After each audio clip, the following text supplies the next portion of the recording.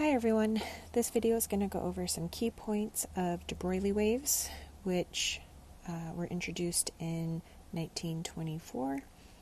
They are also known as matter waves, or the dual nature of matter, similar to how we have been talking about the dual nature of light. So de Broglie introduced his equation, as we see here, with our wavelength lambda equal to our Planck's constant over momentum. We can also write that as h over mass times velocity for our wave.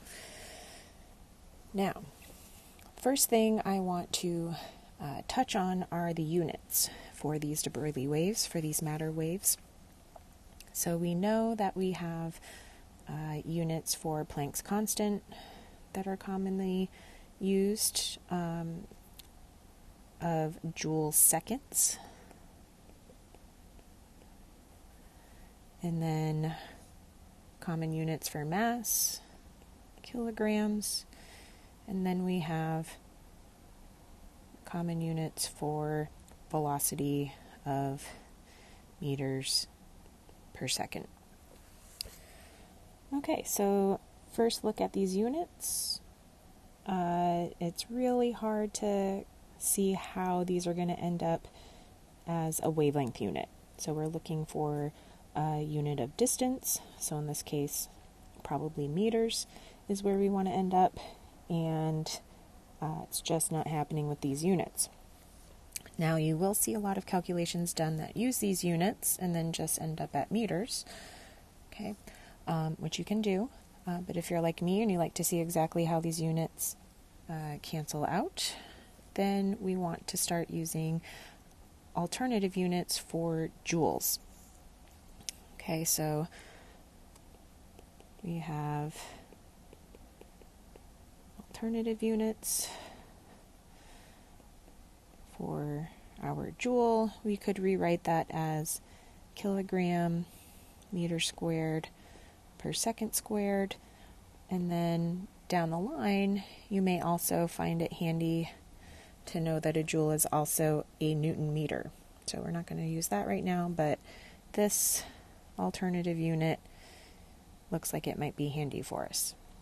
Okay, so if we plug that back up here for our joule, we will get, hopefully, the units that we want. Okay, so let's start canceling. Get rid of one of those meters.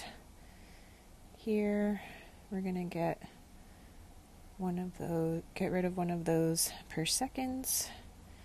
Then these guys cancel, and we're left with a meter, which is a unit of length, which is perfect for our wavelength for our matter wave or de Broglie wave. Okay, so that's how our units are working out for us. So let's just do a quick calculation of a de Broglie wavelength for something. You can calculate this for anything, any moving object. So let's just calculate the de Broglie wavelength for, let's say a baseball.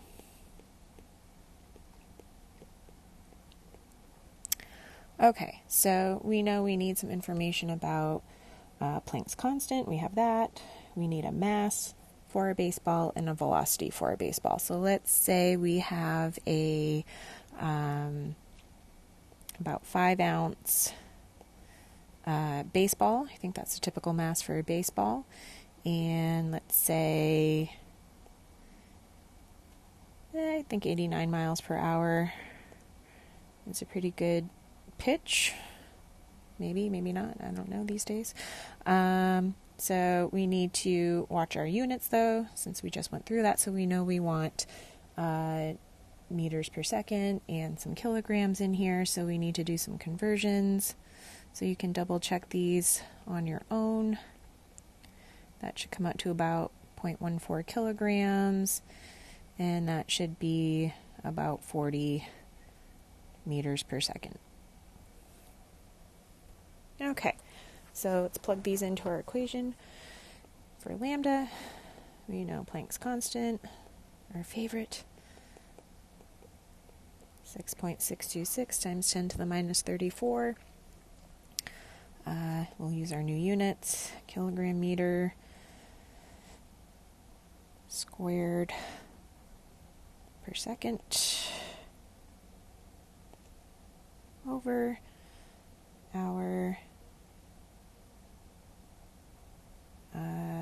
mass, 0.14 kilogram, times our velocity, 40 meters per second. Plug that into your trusty calculator. These go away, and our units work out. Hopefully, if all goes according to plan, you get something on the order of 1.2 times 10 to the minus 34 meters. Okay, now take a step back, think about what that value means for us. So the matter wave associated with a baseball thrown at 40 meters per second is on the order of 1.2 times 10 to the minus 34 meters. So this may give you some idea of why these matter waves escaped our attention for so long until 1924. Right? That's such a tiny, tiny wavelength that you would never ever notice it in your daily life. Okay, so we'll do some exercises in class where you will see how this changes for small things like electrons or subatomic particles, and we'll see if they become a little bit more meaningful for us. But for now, this is just an introduction to de Broglie waves and the units and a simple calculation to get you started. All right, thanks.